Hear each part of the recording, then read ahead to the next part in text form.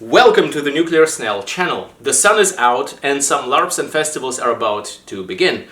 And you might be wondering how to make that costume of yours suck just a little bit less in heat. We've all been there. It's a very common problem and there are some ways to make it somewhat better. It never quite gets ideal, but it can be made a lot better. Some costumes are absolutely terrible for heat, while others are okay, and some are even pretty comfortable, I would say. Rarely, but it happens. So in this video we're going to discuss some core principles behind it, the ideal situation, why you will probably not be in the ideal situation, and what can be done about it anyway. Before we start, a disclaimer: if you follow any of my advice, you do so entirely at your own risk. Now, core principles behind heat management. Number one would be airflow. If we have good airflow on our skin, our sweat can evaporate, allowing us to cool. If we trap sweat, then it's gross and wet and sweaty, and also the sweat cannot do its job of evaporating and keeping us cool. Some of you might jump to the conclusions, or some of you already have jumped to the conclusions then that just wearing the warboy outfit with a naked torso or just wearing a bikini is the best solution for that, but not so fast. It might look cool and you might want to do that, and we will address all of those "but I want" moments and what can be done to make them suck less while still getting your warboy going on or wearing some armor pieces even. But a bikini or a warboy or anything like that with a lot of skin exposed leaves you exposed to the sun's rays, which is the second point. We don't only want to have a good air circulation, we also definitely want to cover up as much as possible from direct sun rays. Because those give us sunburn, those give us skin cancer, and those also heat our skin up directly instead of first meeting a barrier, such as a garment. And while most garments will not block all of sun's rays, they will block a lot. So it's a thing worth of doing. And before you say, "Oh, but I wear sunscreen and it's fine." Well, it's better to wear sunscreen in such a situation than not, that's true. But it's not as good as just not being in direct sunlight to begin with, or not having your skin be in direct sunlight, rather. Of course, like just not being like with your whole body and costume in direct sunlight is a behavioral thing you can do, just seeking shade as opposed to standing in the sun. But you are going to be a lot of times in the sun, you're going to be running about, so just having something that covers up your skin as much as possible is a good thing. Now, it doesn't always happen ideally, that's how it is, that's what we oftentimes choose to do. Things that are not ideal. So, for example, on Wasteland Weekend I had this shirt with some other stuff over it, which is, by the way, bordering on not anymore really post-apocalyptic. It was kind of a very bunker boy-ish outfit. But anyway, I had my arms exposed, and for those I applied some sunscreen, yes. Was it ideal to not cover up my arms? No. Did I do it anyway? Yeah. So we are going to have much more extreme examples like this, including some freaking leather jacket and stuff that I recently wore, which is far from ideal, but I made some tweaks to it to make it more bearable. Now, back to the thing. So we want something with air circulation that allows our sweat to evaporate, and we want to cover up. Let's get to what kind of fabrics do that best. And I would say number one is linen. Number two would be cotton. So basically, you'd want something with a loose weave, which is not a dense weave which blocks a lot of air, but rather a loose weave in terms of the fabric itself. And then you'd probably want multiple layers, because let's look at this. Like, this is a very light fabric, very breathable right here. But you can see my hand moving through it, right? Light gets through it. So just one layer of this would probably not block that much of the sun's rays, but multiple layers of this make it a lot better. Why multiple layers instead of just one dense thick layer? Because the air can move in between those layers as well. So you want something that, you know what would be ideal, what is ideal, but will probably not be what you're going to be wearing. What the Bedouin are wearing, for example, or some other desert peoples. Because what they have are loosely tailored clothes with multiple layers, so the air, just by the way it's tailored, can move between their body and the layers of the fabrics, right? And the air can escape and circulate and all that. While the fabrics themselves are also light and breathable. And they're also oftentimes in light colors, because lighter colors reflect. They also cover up a lot, or most even, of their bodies. You will barely find a desert people that runs around with naked torsos like war boys. I don't think that exists in real life. So yeah, that would be the ideal, but that's just not going to be what most people are going to LARP with. So let's get back to realistic situations and some problems to solve. Now, but we will all the time keep those two things in mind. Like, number one, we want to protect as much of our skin from direct sunlight as possible, and where it's not possible, use sunscreen. It's better than nothing. It's a lot better than nothing, but it's by far not as good as just covering up, right? And number two, we want as much air circulation as possible, and we do not want to trap sweat.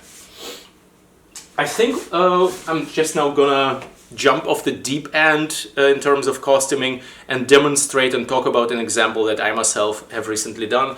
It's a situation which was very, very far from ideal, but I myself just insisted on having this costume for that video shoot that we did. And yeah, that was one of its core pieces, a freaking leather jacket. It's one of the absolutely worst things that can be worn, and not only in hot weather, and not only did I wear this, but on top of that I've also had this plate carrier that some of you might have already seen. So this is like close to as bad as it gets, except I mean it was very far from ideal still, like, don't get me wrong, I'm not saying that. Again, this is terrible for hot weather, and the final result that I did get, with some modifications I'm about to tell you, it was bearable for me personally, rather than, oh my god, it's great. So it sucked, it just didn't suck super duper much. It was somewhat manageable. So what I did do is, for one, let's crank up the camera here. You can see here, there used to be some winter padding here, some winter fur or artificial fur. And some of it still remains here on those seam lines. I just didn't bother, wasn't worth the effort. But everywhere else, I've just cut it out. Will it make this jacket worse for winter? As a costume jacket, no, because I can wear stuff under it. You can always add more layers. But dealing with the freaking winter padding on something that you intend on wearing in the summer, that's bad. Like, that was, I think, one of the main differences that turned it into something I can handle, versus it being something that I would just freaking collapse in, right? Another point was that right now, especially with the fabric, with the padding, with the winter padding removed, it's not close to my body. So while it's leather, which is not very breathable, at least not in the sense that we're looking for here. Like, some people will say, oh, leather is breathable. It's better than a plastic bag. Okay, I'll give you that. But is leather breathable enough for a summer jacket? Fuck no. Yeah, so the material itself, aside being quite terrible, frankly, for the purpose, the tailoring is quite loose here. And when I move, I can actually feel the air escaping through my sleeves. If I do this, it's kind of like working a pipe bag. I can feel the air being sucked in or blown out as I move around. So while it's not escaping, or not really not a lot of it, if any, is escaping through the fabric itself, it is escaping by, you know, going past my body, right? And as I move, this happens. And also this right here, it's kind of a bug that whenever I would just, now it's stuck, especially on something. Yeah, usually it would just go like, the more I move, the more this here opens up until the point where it's here. I was kind of pissed at it at first, but I didn't have the time to fix it. But it ended up being actually a very, very good thing, because you see how much here is open, and also here the air can just escape through here. And I felt all the time that this part of my body is just radiating wet heat, like all the sweat and heat that I'm generating. Again, it's very, very far from ideal of just having my shirt on, or ideally a long sleeve that is very breathable and light on all those things that we discussed in the, like, what would be ideal part of the video. But it's still so much better than being all zipped up and no air escapes and this is tight against my skin. And just having done this right now, I'm already feeling that I'm heating up. So even if the situation is suboptimal, still things can be done to improve some aspects of it. In this case, it's ventilation. Now, I also had my plate, of course, and yeah, around my waist here, that was just pressing the belt and including this huge back section onto my body. Nothing was escaping through that. That part was quite bad, but still my upper body, like the plate, is leaving that gap, so some of the air still could escape. So if you are somehow forced, or if you're somehow insisting, people usually force themselves to wear impractical things, right? So if you're insisting on wearing something that is bad at air circulation, think about the ways how it could be improved. For example, by the tailoring being loose, or by introducing some, I don't know, ventilation holes. For example, here, that could be the next step if I wanted to make it even more suitable to like some summer escapades. The other thing is, for people who want some armor, I've given this advice already in a different context, but you see here I have two armored shoulders, right? And those are not a lot of surface compared to the rest of my torso, but they alone already give the impression of this being an armored jacket, even without the big-ass plate. And again, on this one, like it's one of the worst costumes for the summer still. I'm repeating myself, but it's important. I'm not saying that you should wear this in the summer, okay? I'm just saying this was a terrible thing that I made suck just a bit less. So yeah, I also have this plate, but even without the plate, this still looks like an armored jacket, right? And just applying segments of armor here and there is a good idea in this context. Another thing that, if you wanted armor but didn't want to wear a freaking leather jacket, rightfully so, shrugs are a good way to go. So under a shrug like this, which covers essential parts of the upper body, which draw a lot of visual attention, yeah, you can have armor stuff here, you can have stuff on your shoulders, whatever, but underneath that, you can have just your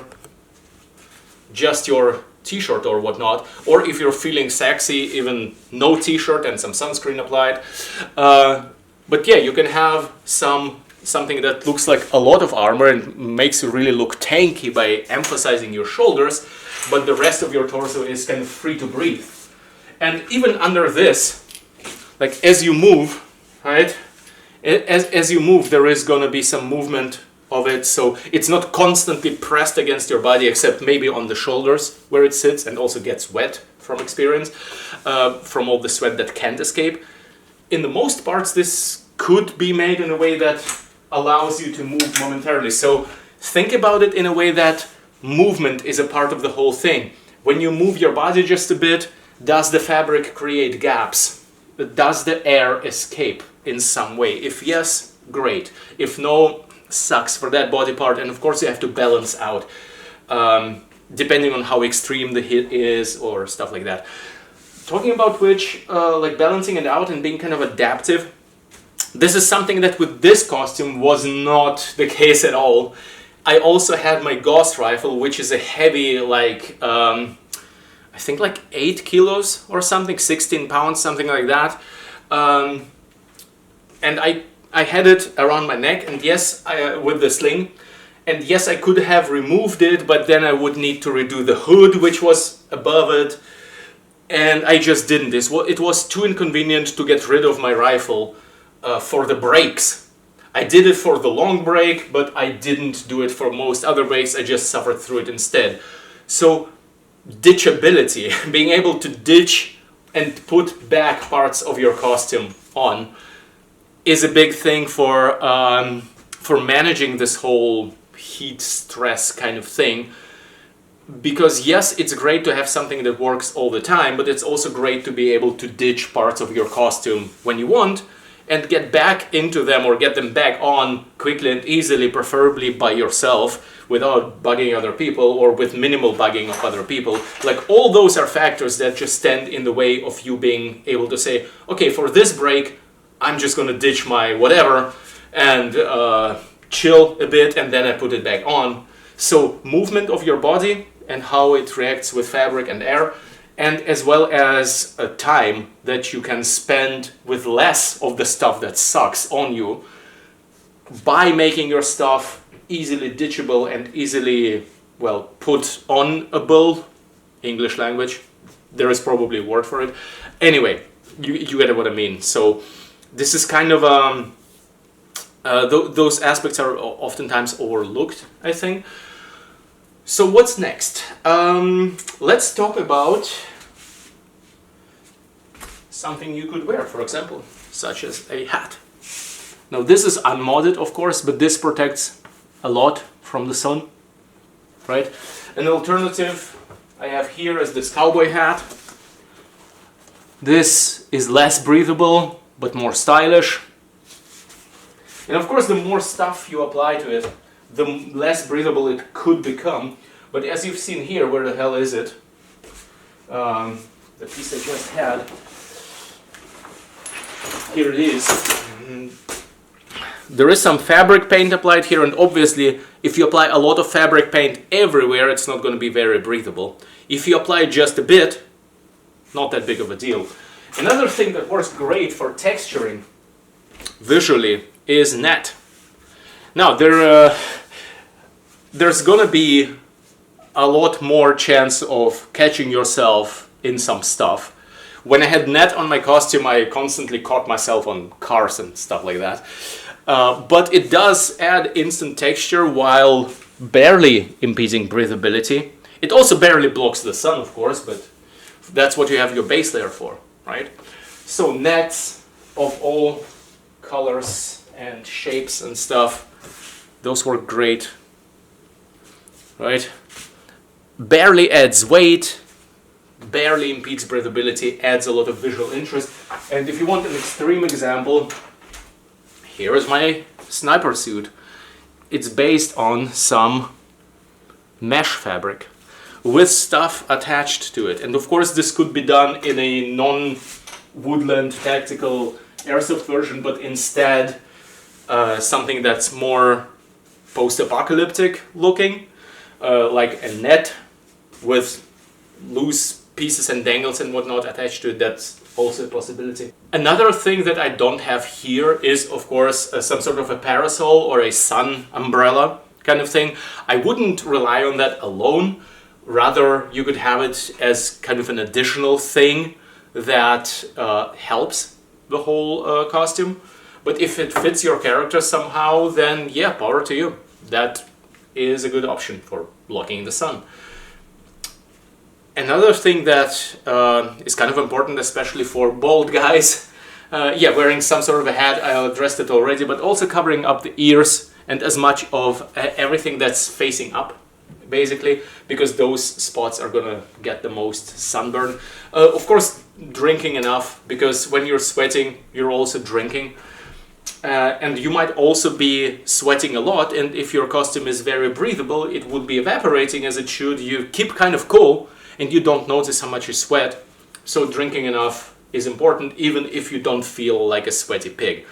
Now, let's address the point about weight in general and about movement. I kind of mentioned movement in general. So moving about a bit as opposed to being static, even if there is no wind at all, and wind is great, by the way, because it helps carry away the moisture, the air to exchange, wind is good. But even if you're moving, even if you're just walking, moving a bit, it's better than just sitting there statically, because again, movement also means some air movement. But if you move too much or overstrain yourself, then you start generating more heat, and you know, like, who likes doing sports in heat? Nobody. So if your gear is heavy, just physically heavy, and you have to lug it around a lot, then you have a combination of you overexerting yourself with carrying your, like, I don't know, heavy Gauss rifle, for example, or machine gun, or your backpack that has barbells in it. I don't fucking know what you're wearing. Might be anything. So not only are you blocking air circulation with your leather jacket, which is armored, but also the armor itself is heavy, and your gun or axe or whatever. That's about the worst combination you can do. So consider just not running about so much in a strenuous way, and also not carrying such heavy shit, because more exertion equals more heat generated, equals more heat needs to be dealt with to begin with. Not a good combination in hot weather. Which is why the absolute worst thing you can do is, like, let's say medieval example, gambizon with armor with a heavy weapon. Good luck with that. That's going to be absolutely terrible. It has been historically. A lot of soldiers actually died from heat stroke in medieval battles or sieges before even an enemy sword touched them. So there is that. Basically enclosing yourself in a metal can with some padding under it which traps air. Ugh! The worst combination possible. I would not do that. That is not to be, well, I was about to say that is not to be confused with what I discussed me recently wearing. Yeah, what I wore was better, but not by that far. So I'm not the smartest person regarding this kind of things, right? But I know that some of you are just gonna be wanting to wear their armor pieces. So again, if you want armor, make it modular, make it so that it doesn't cover everything of your body, just use segments here and there. Chainmail is a great option, by the way, too. It's basically just metal mesh, if you want. It lets air through. It is still heavy, and it will heat up in the sun and all that, but at least, unlike plate armor, it's not blocking the airflow. So yeah, I think that's all I have for now. I might have missed something. Except, well, one more topic. I've seen people talk about cooling vests and cooling neck thingies and cooling gel stuff, frozen camel bags, active heat management systems with like pipes and whatnot. I have no experiences with none of that. And I'm not going to talk much about it, except like it might be a thing for you, I just don't know. And why it's not a thing for me is because I want something that's not adding bulk and weight and complexity to my costume, in like if we're talking about like some active system. Nor do I want to rely on a freezer being available. It might be, in that case, great. That's one of those situational things. Just like you should seek shade, you might also want to seek some person who has a generator and a freezer and can give you a cold drink or whatever, or a cooling pack or something. If you can get your hands on that, great, but I just wouldn't rely on it. Which is why I just never build my costumes around that. And okay, if it's a one-day event, sure, I might freeze something to hold to myself when I want to cool my body down a bit, sure. But is it going to be sustainable on like a 5-day event? Probably not. Do I want to bother with it? Do I want to design my costume in such a way that I'm suffering from heat unless I have that active cooling or comes from a freezer thing to help me? No, I want to design my costume in a way that I don't need that, because then it can't fail me. So for me personally, it's just too much hassle and too much reliance on infrastructure. And being there and technology working, and I don't know. So I've heard the furry community has some tips on like pipes and stuff, because furry suits are pretty hot. But I don't freaking know. I just heard rumors, man. So anyway, I think that's it from me. Have fun, stay safe, and well, maybe one last dad advice to the end. Like, and I'm talking to you, first-time LARPer tough guy. You don't need your full post-apocalyptic tactical kit, at least modified, please.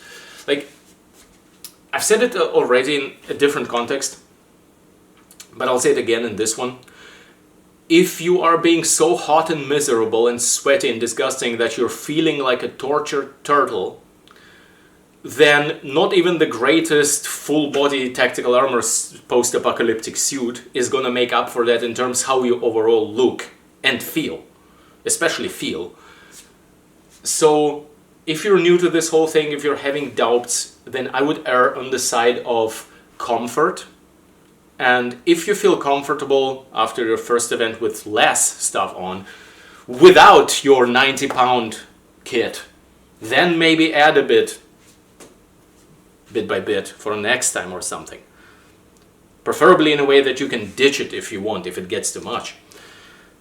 I remember on one of my first LARPs, unscrewing parts of my costume, like heavy armor parts, and leaving them in the base, just because the costume got so heavy over the time, or it was heavy and I was just unprepared. So with heat, it's going to be kind of the same thing for some people. So start out light, start out cool, and then add stuff if you feel confident, and if you add it, make it in a way that you can ditch it again. Okay, now it's really it. I'm starting rambling. Support me on Patreon, links in the video description. Join the Nuclear Snail community group on Facebook, links also in the video description. Have fun, stay safe, have a great time, have fun crafting. I'll see you in the next episode, and hail the snail. Bye.